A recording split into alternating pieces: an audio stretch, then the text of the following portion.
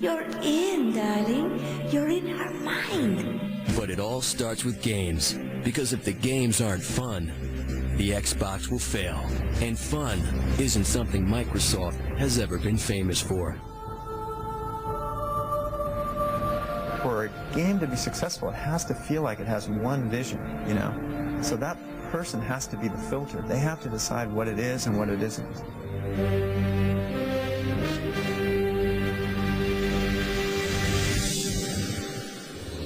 There are over 1,000 people and 11 separate groups trying to find fun inside Microsoft Game Studios. One of them is crafting a new game called Crimson Skies: High Road to Revenge. So many people to get through.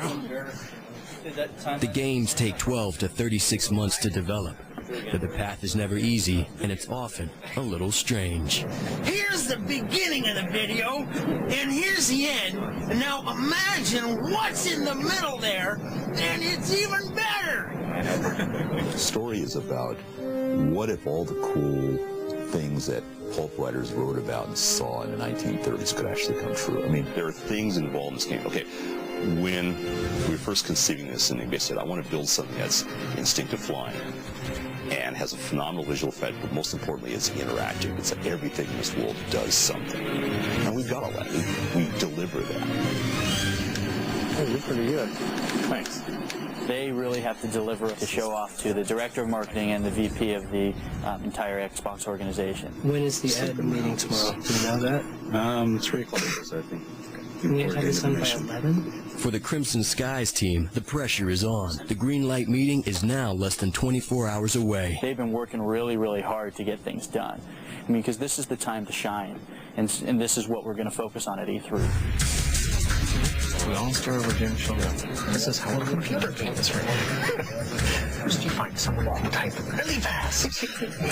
What was it, a $10 part went out? A power strip? Yeah. A power strip knocked out 4 servers, and so timing of it couldn't have been worse. Honestly, if I would have picked the worst time for this to happen, that would have been it. With their computers crashed, yes, it happens to Microsoft too. The clock is ticking. They ended up staying late last night and actually sleeping the entire, sort of throughout the day, and then working throughout the night, sleeping on and off. This was probably around 4 in the morning. Yeah, we did go and buy an air mattresses yesterday. So you can sleep just about anywhere if you're tired. So I made sure to show up this morning and give them lots of candy and caffeine to get them ready. You know, we just gotta get and you know, to be honest, I'm concerned that if they're going to be ready or not, but I hope they are. Do you think maybe we can get Flapjaw by sometime this afternoon? And you don't think we can get that? He was having all kinds of problems last night with it. All right, well. And he didn't know what the solution was at that point in time. What happened yesterday just continued on through the night. Arizona looks, it was totally wrong. In Chicago wouldn't even run. I need to take a break. I'll walk over and check your machine anyway. Last time we met with the VP and the director, we told them we're going to build this brand new 4 missions, and we'll be ready to show you today at 3 o'clock. And now we may not make those timelines, and we've promised that to the VP and the director of marketing. So it wouldn't be good if we showed up with something else. We have to show as best as we can. So if he doesn't think the gameplay is interesting, or he doesn't like the way the mission looks or feels, he might say, I don't want to show that at E3. And that's the end of the story. Every game Microsoft owns begins and ends in a meeting with Ed Freeze. Did anybody get any sleep? It looked like A good portion of the team did not, no. Today they want to see what's it going to be like the press experience. And so that's up to me to deliver that feeling to Pete and Ed and show them a demo. And what we're going to show them is the Chicago mission. So let me tell you a little bit about Crimson Skies. You're cast in the leading role of a high-flying adventure, and you're Nathan Zachary. This game is all about fast planes, beautiful women, low-to-the-ground aerial combat. I think the team as a whole was a little worried in going, we don't have anything that's fun. So Nathan's signature plane is the Devastator. So I'm going to get behind the train and take out some of those guns. Oh, just missed it. So there's another opportunity. Am I getting stuck? That's all right. Just use a missile. Chad wanted to show Chicago, but the mission was difficult. The meeting kind of brought that out really fast and hard. So there's 4 levels. There's the Arizona level, right? Arizona. The train level. And I can show you the Arizona one. There's Catalina and the water spout level. I think we need to look at the other levels because this isn't working. I mean, the city looks beautiful. The water's very cool. Just the mission comes across as boring. Yeah, there's not a lot of combat that happens. I mean, it's not just about that it's not fun to hold. It's that we can actually see that he's not having fun. That's a problem. The pressure to have a hit is definitely on the rise, but that's the business. Great. Yeah, let's look at the other 2. Want to show the story? They got the raindrops going. Particle-based rain. This is way better. I'm driving around. This close with dark lights. Right, yeah. That's better than the old. And I get hit by lightning. Oh, I'm gonna die. So there's the little water spouts and then there's the big tornado thing? Yeah, classical. I need that one. Yeah, let's go that one. Come on, let's do it. You don't want to do that. That's even better than the last thing he should. So, yeah, I think you get that storm scene up there, you catch him, and then just keep him as long as you can. All right, great. We got to move on to the next one. Great work. Thanks, you guys. Thanks for staying up all night, too. Sorry. Yeah, Swords Depot let you down. Yep, there you are, right up front, right next to the aisle. Should be a good spot. We won't let you down. Adios, Charles. Thanks a lot. For the Crimson Skies team, the E3 Expo will be the test. In 2001, Microsoft came to E3 and struck out. Hey, human, make your way in. Now they're back again. Back to compete against Sony and Nintendo for the hearts and minds of 60,000 retailers, press, and compulsive gamers. Oh, at E3, Crimson Skies High Road to Revenge was one of the pushes. It had a themed area. We had it on banners, we had it on cars, we even had a model, one of the characters from the game, taking pictures with people. So it definitely was shown. With a little learning curve first to get to hold the controls for the balance, twisting, and speed of the aircraft. I noticed earlier there was one thing you could track your enemy by hitting the X button, I think, but then it kind of gets away from that and you lose it. And we found out that, yeah, people like the game, they think it's fun, but it's not this groundbreaking game, but it wasn't one of those ones that stood out. The window of opportunity for the Crimson Skies team is disappearing fast. 50% of all games are sold in the Christmas season. It's not a choice we have. We have to make Christmas. They'll be in deep trouble if they're not ready for December.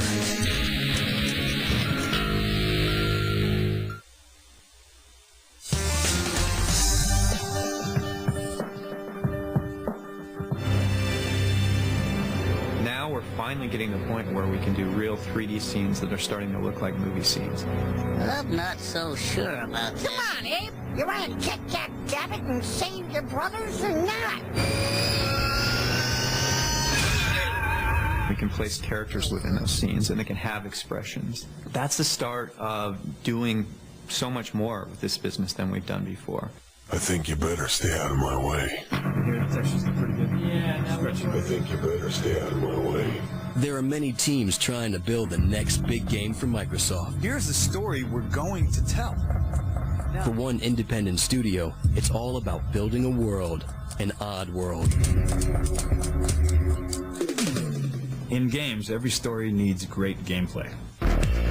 Because if you look at games that succeed, some of them have just god-awful stories, but the gameplay can be great and they'll win. It's really about the play. If you really want to integrate story to gameplay, which is what Oddworld's been about from the beginning, it's a complicated weaving of technology, artistry, storytelling, character development, all those things. And in Munch, we didn't get a lot of what it was supposed to be.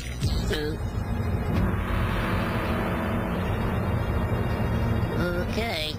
And it got acclaim, and it won awards and different things of that nature. But that doesn't mean it was what we wanted it to be, and that doesn't mean we were happy with it. For me, it was a devastating experience. I wanted it to be so much more, and you knew it could be so much more. But being able to manifest what you see is a whole different game. Somebody's really pissed off. And so I thought the wisest thing to do, and the most exciting thing to do, was to give Abe and Munch a good vacation. You know, treat them well and say, look, guys, you get some time off. And then go, okay, Steve, you're in the picture now. So, okay, here's what's going on right now. You know, we got a new type of Minotaur. I think the Steve is definitely capable of being both very frightening and also being very lovable and almost vulnerable in a way. Let's start with like a horse body and more of a gorilla upper body. And let's start there. And we start, taking in his, start with a general sort of expression where he's playing his poker face. And then what you found was something kind of traditional coming out of that. I go, oh, okay, let's cut out his whole midsection, shorten the legs between the front legs and the back legs, and let's make the torso more human, but the arms more gorilla, and the head more like Clint, gene spliced at birth, cross-fertilized with a lion gorilla. Okay, so Clint, lion, gorilla. Let's come up with a face that matches this guy. He's got to have horns. What we've done with the Steve is we've taken aspects of something as stately as a lion and started applying things that were almost like a surfer bum to his hairstyle and to his piercing blue eyes, and very reminiscent once again of Clint. And then you figure out a point in time, which you call the prototype. At what point in time can we demonstrate a good feeling for what this game will be, even though it won't be complete? And then we start giving him slightly more empathy in his eyes, and then you start really bringing out what he's starting to feel, but still with the sense of trying to hide it. And occasionally brief outbursts of emotion will come out.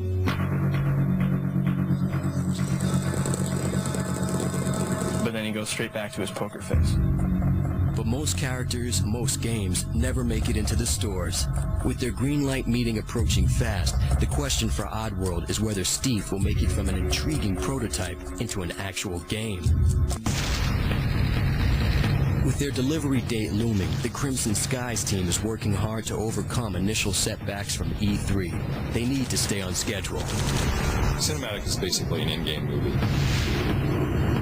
What we need to do is create a balance between gameplay, which you want to have going most of the time, and the story which sort of grabs you and pulls you through the gameplay so that you're interested in continuing forward.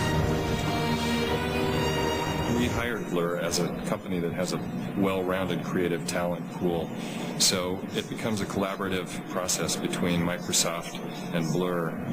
I've done a few sketches. Okay. So let's see, I got them right here toward the end. They're basically asking us to raise that bar so that when this cinematic is viewed, people are absolutely blown away and they can't wait to get to the next cinematic. If this thing is going to blow up, we're going to need a lot of stuff that's going to blow up real good, like gas, big gas tanks, that kind of thing. We start with the script. Once the script has been set, we go to the next stage, which will be storyboards and storyboard animatics.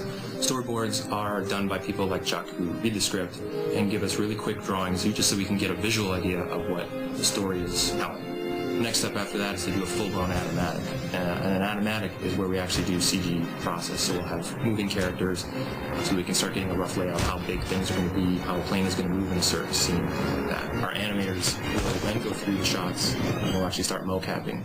Motion capture is simply capturing an actor's motions, and then we can apply it anywhere. I run 12 cameras at the same time that capture each of these very reflective markers. There you go. Look at that. Really, honestly, what better job is there than to put on clothes and pretend you're in a video game, which is what you grew up doing, is going, hey, wouldn't it be cool to be able to do that? I get to do it. Careful down there. There's no markers down there. In this scene, James, you're out to retrieve your plane from the bandito who's stolen it. And the way you're doing that is you're going to jump from the wing of the biplane down into the wing of your plane, fight with the bandito, pull him out, and fly away. Okay, roll. Action.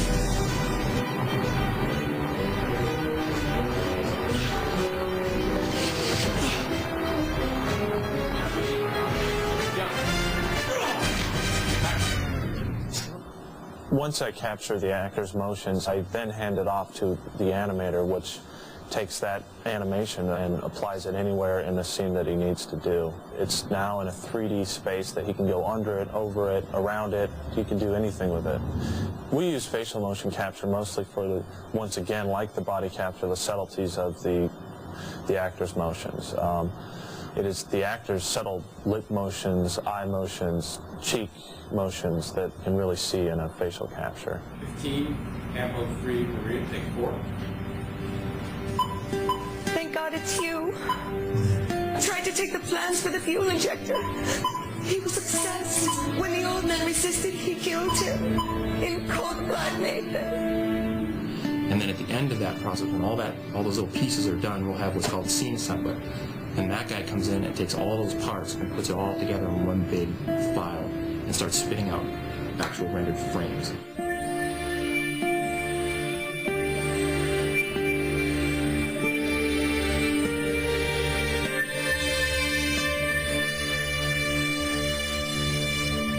Well, Nathan Zachary, now that introductions are out of the way, I have a question for you. Sure. You've been tangling with Los Dos Muertos? What we want is an experience that just makes it very hard to stop. You want to keep playing, you want to keep being engaged with either the game or the story or both at the same time so that it becomes this very exciting, visceral experience. But will the team's work be enough? That thing fly?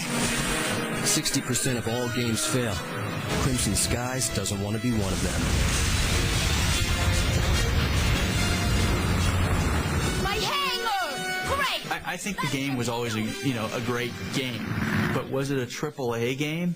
Yeah, that was questionable, and we wouldn't really know till after E3, and we found out that, yeah, people like the game, they think it's fun, but it's not this groundbreaking game. So this playtest group is very, very important because we're trying to figure out how can we make this game really, really exciting. So just come on in and have a seat.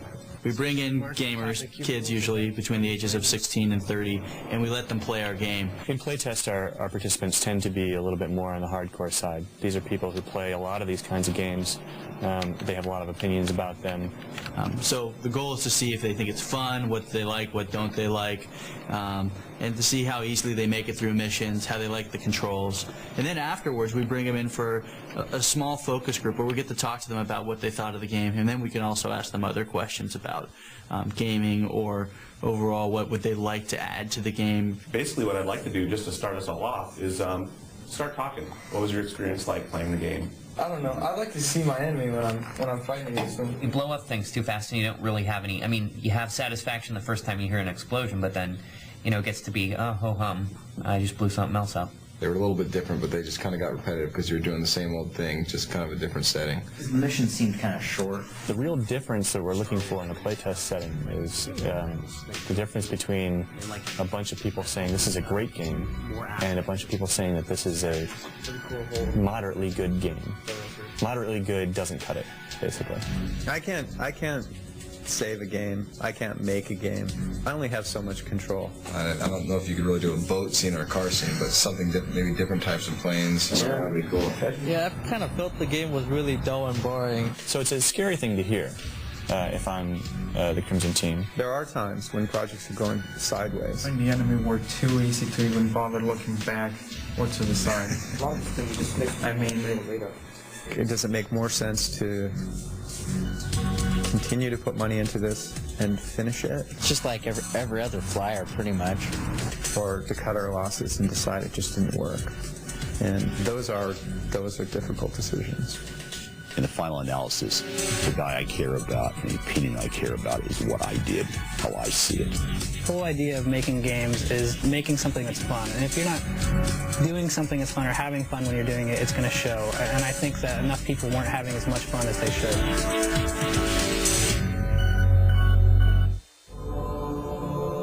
If there's one game that almost single-handedly made the Xbox, it's Halo. I see great games made by people who have a vision from the start for what they think is going to be fun. Or even if they don't know. A lot of times they don't know, but they know a direction, and they believe in themselves to head out in that direction. Halo didn't just sell millions of copies. It defined the box. Every other game must measure up against it. right at the beginning, I believed in Halo, and right at the end, I believed in Halo, and there was a bunch of times where it was hard to believe, where you thought stuff wasn't going to work, and where you didn't think everything was going to come together, that you were going to be done in time. We spent a long time in the beginning on Halo thinking about and trying to perfect the second-to-second experience of combat. You and the guy on the other side of the rock, both of your energy shields are really, really low, and you've only got 1 grenade and 4 bullets left in your gun, and it's fun, to take him out. We actually started out as an RTS game way, way back in the days, a top-down game with lots of little guys running around. We learned a whole bunch about ourselves and about technology, doing that. You don't just want to be having this experience where your character looks cool, and you want to be playing. You want to play in the way that lets you win, that makes it more fun, to win and to play. And that view for us was first person. Now, Microsoft's Halo team is trying to strike gold once again. All right, hey, thanks for coming. So, this is for our M4 build of Halo, Halo 2. Microsoft bought Bungie Studios for Halo, and Bungie is now working on the ambitious Halo 2, a brand new mix of math and mayhem. Because we believe so strongly in what we're doing, and because we'd probably be doing this for free in our spare time. If we didn't have the jobs that we have, you get a group of people who are really proud of what they do, and their attitude is, don't mess with us, let us do our own thing. We're going to do this crazy thing, and in 2 months, if it doesn't work out, we'll find something else to do. If that doesn't work, the next thing will work. In Halo 2, we're trying to take the combat from Halo 1 and put it into more interesting contexts. So instead of just getting from point A to point B, you'll be fighting the Covenant off of the space station that they're trying to capture. We're also working on the scale. In Halo 1, we had a lot of grassy hills or small cliffs, whereas in Halo 2, we're having entire space stations that are giant weapons that you can aim and fire. We're having big levels that take place in the wreckage of the previous Halos, trying to increase the epic nature. The great teams are the synergy between the programming and the art. I mean, that's what's really different about a game, is it's a super high-tech programming combined with incredibly creative, artistic thinking. Those two come together. When they come together well, that's when it works. My main goal is to make sure that all the audio in the game is as good as possible.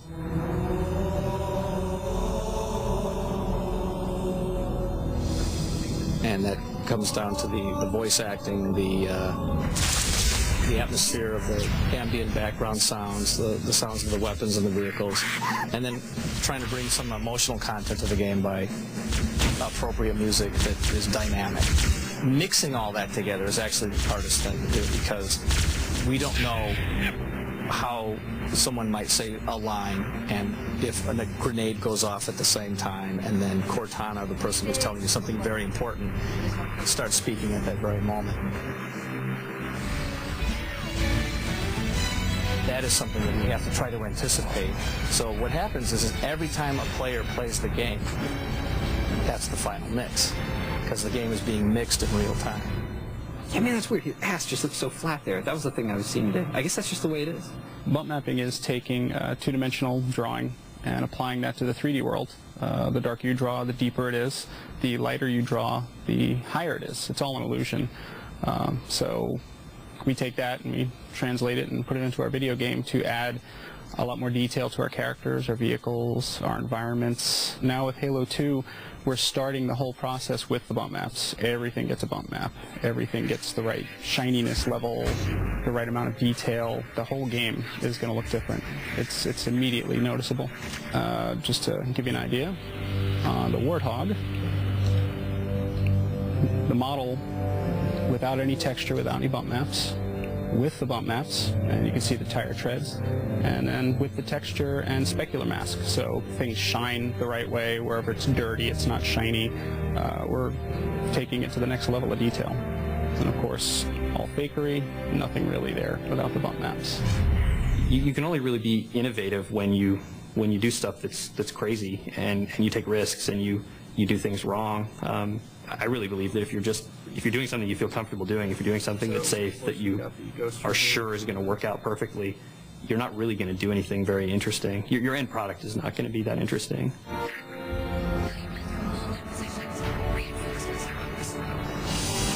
The risks are high this time for both Bungie and Microsoft. Halo 2 will have to deliver. We took him away. Poor little schmuck. Meanwhile, another odd world is about to be born.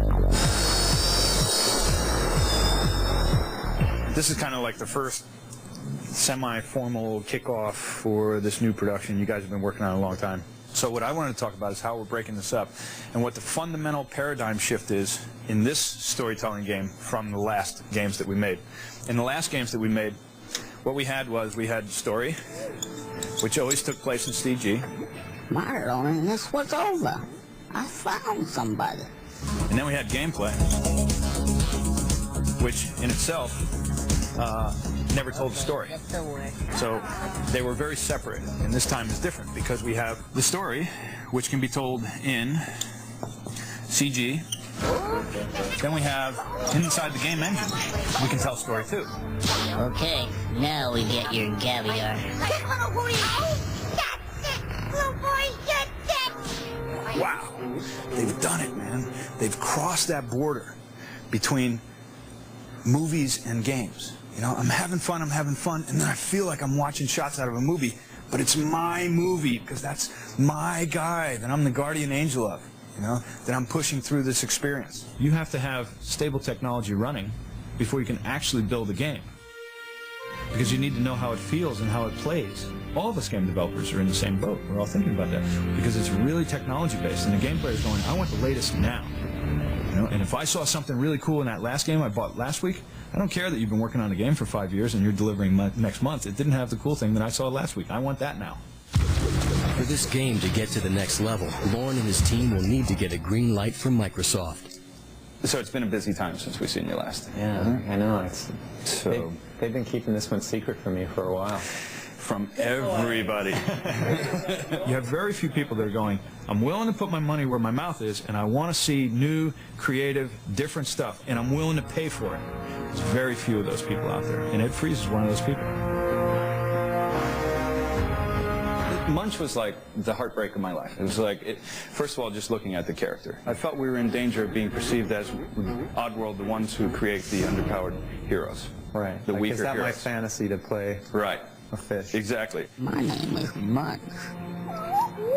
So when we first start encountering Steve, we find a guy who seems like he's inspired by Sergio Leone and the Man with No Name series. I think you better stay out of my way.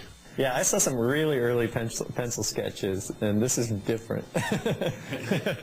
It's Clint Eastwood in many ways, of his persona, of the subtlety, of the facial expressions doing most of the dialogue. And what he is by trade is he hunts bounties. But what he has is he has a crossbow. So he'll walk around and it's all folded up into a device on his wrist. I see. And then when he wants, he can, and it folds out and then, you know, you got to prove it's fun. I mean, that's the inescapable goal of the interactive business. If it's not fun, you're dead. It has to be able to get someone like Ed Freeze in 5 minutes to go, I see how you're going to build 20 hours of fun out of this one. What he's saying is I'm going to shift from sort of a jumping, puzzle-solving mechanic to more of a exploring and shooting mechanic. So these are the townsfolk, right? And the townsfolk are more like chicken bird influences. So I see, okay. So they'd have this kind of very, very arrogant... Hey, I got an idea. Why don't we get ourselves a fine meal of pork and beans? You're doing the voices, right? I think he really wanted to make a Western. That's what I think. I think he really wanted to. I know going into this that, because I know the ideas that he was experimenting with, I know he wanted to do a hero's quest.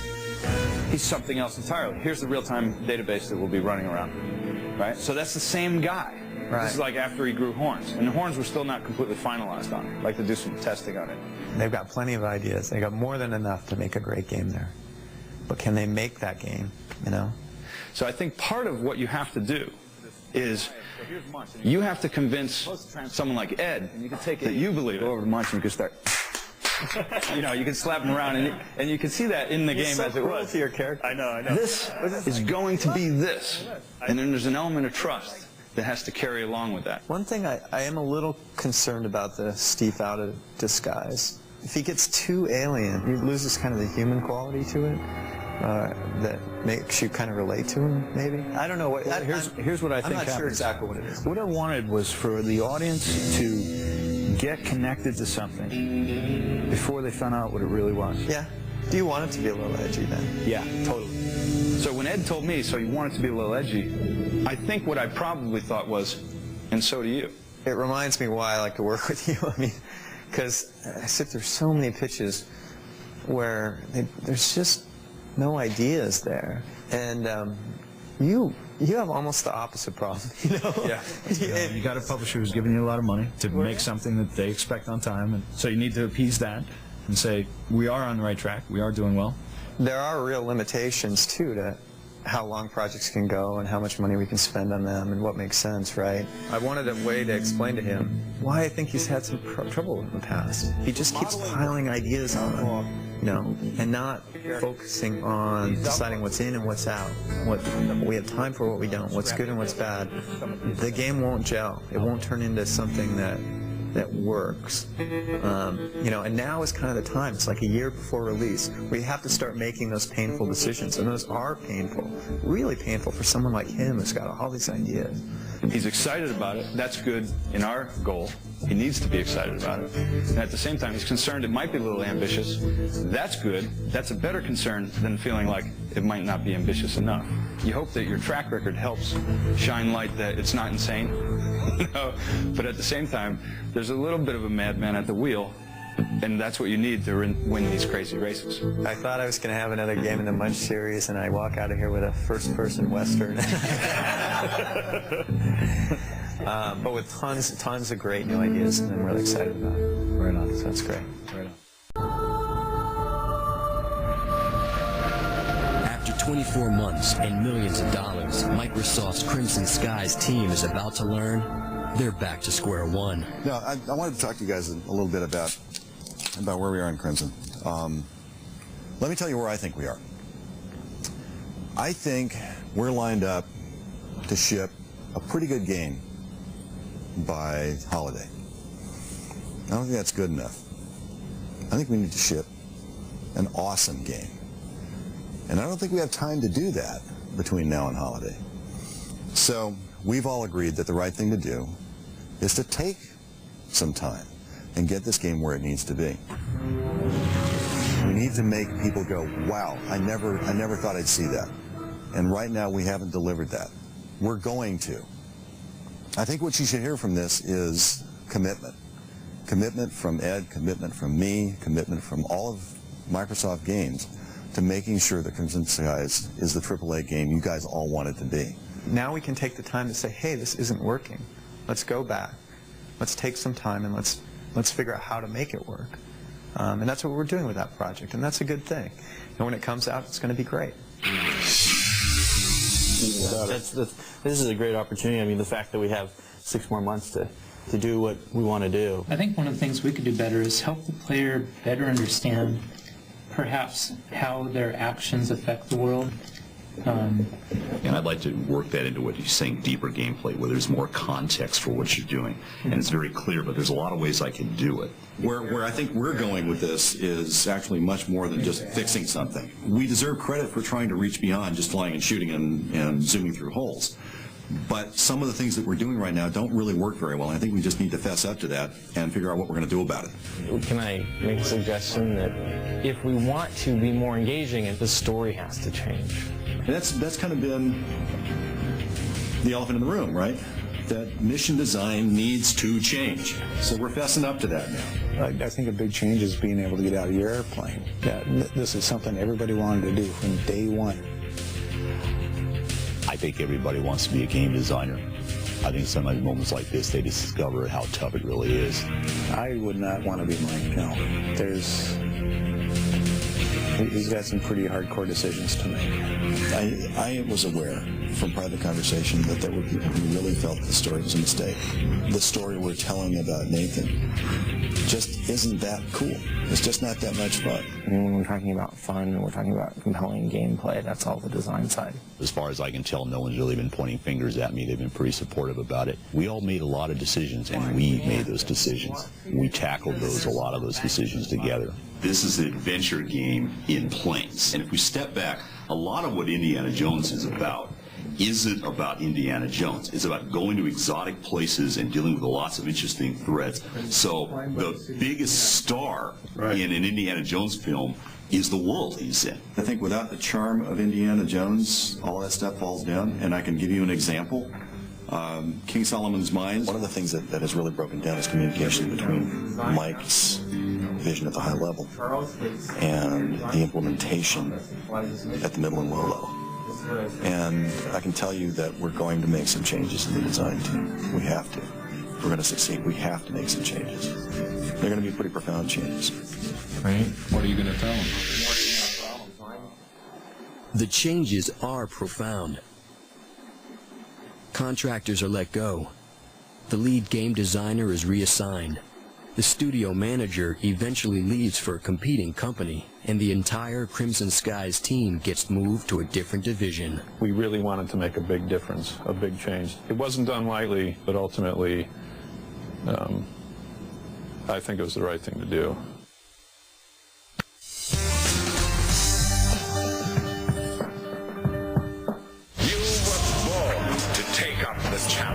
The future of gaming is shifting with each passing month. The game is becoming more and more about the character, how you relate to that character, and what that character is going through. So it's relatively new that we can start thinking about telling stories in video games. Oh, good boy. There's that pesky brain. Here's a tissue. There wasn't really a backplot to Pac-Man, right? Now we can start thinking story first and blending that in with action, now that we've gotten to a certain technological level. You can do anything in games, and even more than in movies. I think you can have more just crazy, surreal things happen to you, and people accept it. I can read minds. The core of what I've been just trying to do is team up with the best in the world and try and give them the resources they need to do their best work. You know, you really aren't as hideous as people say. Our characters are growing up as the business grows up. So the future is going to be those characters as actors, or whatever you want to call them. Call them games, but it's not really the right word. Nathan, come in. Quickly. Doc, what's with you? 4 months have passed for Crimson Skies, and now the team faces its key hurdle, the green light meeting. The game will either get the go-ahead or be grounded for good. Looking at the build this morning and playing it, I really feel confident that we're doing the right thing. But then again, fun is subjective, and we'll see what Ed thinks. Bill Morrison has been brought in from Totally Games in San Francisco to head up the design team. Anyway, so the Play the Movie was what we started with 2 years ago, a very linear experience. What we wanted to do was fundamentally change the way the game is played. We were looking for someone much more technically savvy. Basically, someone who could get down in there and really meld with the tool. What we're showing them today, I think, in a lot of ways really shows that, this redesign is right. And I think we're going to prove that to them today. You want to play the story mission, Ed? Yeah, I'll play real quick. Okay. So you've unlocked the boss mission. I think the direction that we're going now definitely makes a difference from other games in this genre. There you go. Yeah, nice. They came to me and they were like, okay, you get to make the Zeppiter mission. I was like, what? Okay. And I got all giddy and stoked about it. And, we were here till 3 in the morning a couple of nights, just getting everything working right and getting the electrical bolts to converge and shoot. I want my little brother to be like, oh man, I was playing the game and then this big Zeppiter came out and I totally ate the Zeppelin. And I want to be like, yeah, I did that punch in the arm, You know, that's the cool stuff. It's fun. So it seems to be a... There you go. Hey, I won. How about that? I won that. All right. Look, you got $5,000. Everybody believes in what we're doing. And they see, based on the demo that we have right now, is that it's working, and it is fun. And I think that's giving everybody a lot of renewed hope and a lot of confidence in the game. All right, that was very cool. Very cool. Awesome. Yeah, it's looking great. Yeah, I know. For Crimson Skies, there is a light at the end of the tunnel. After 9 additional months and millions more dollars, they are once again on track for a Christmas delivery, Christmas 2003. But the bar keeps getting raised. The delivery dates for the Halo and Oddworld teams have been pushed back into 2004, a sign of increased pressure, increased expectations. We want to give people an experience that they've never had before and didn't expect. And the big new thing is live, of course. It's just become totally obvious to us that this is what we need to do, what we want to do. Xbox Live. It's an electronic playground, a chance for gamers around the world to play. We got lucky, punk. Against each other through the machine. Dude, you suck. I rule. Live, online. If I really start winning, I speak in a French accent. And if you believe that the gamer wants to be the protagonist, You don't even think about eating. I mean, food's like far from your mind. You know? and really have more influence over the story, then you have to bring those people together.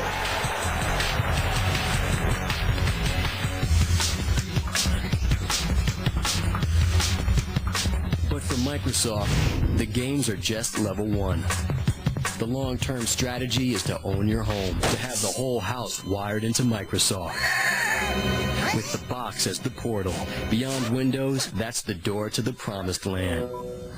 We may not be able to go back and capture people who didn't grow up with games and don't get interactive entertainment and why it's so much more fundamentally compelling than what's come before it. But we've got every kid in America playing games.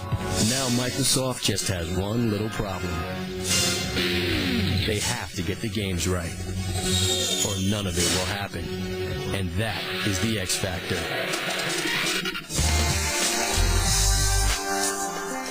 Coming up next, on the inside, from repo man to recovery agent, explore the controversial business of repossession. Follow the people who risk personal safety and sometimes their lives to recover items from delinquent debtors on The Repossessors. Next.